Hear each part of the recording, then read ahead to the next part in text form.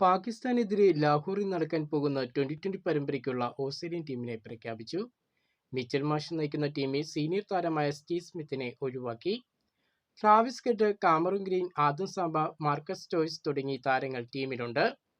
4 വർഷത്തിന് ശേഷമാണ് ഓസ്ട്രേലിയ പാകിസ്ഥാനിൽ ഒരു പരമ്പര കളിക്കാൻ പോകുന്നത്.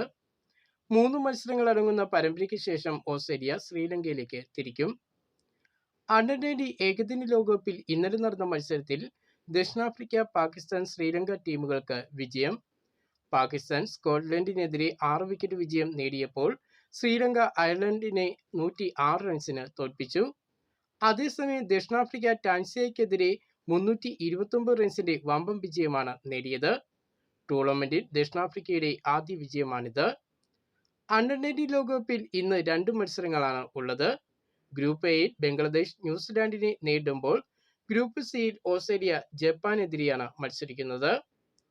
2020 ലോകകപ്പിന് മുമ്പ് നടക്കുന്ന വെസ്റ്റ് ഇൻഡീസും അഫ്ഗാനിസ്ഥാനും തമ്മിലുള്ള 2020 പരമ്പരയിലെ ആദ്യ മത്സരത്തിൽ അഫ്ഗാനിസ്ഥാന് വിജയം.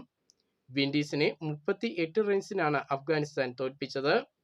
ആദ്യം ബാറ്റ് ചെയ്ത അഫ്ഗാനിസ്ഥാൻ 3 വിക്കറ്റ് നഷ്ടത്തിൽ 181 റൺസ് നേടിയപ്പോൾ വിൻഡീസ് 9 വിക്കറ്റ് നഷ്ടത്തിൽ 143 റൺസ് നേടാനേ അവർക്ക് കഴിഞ്ഞുള്ളൂ.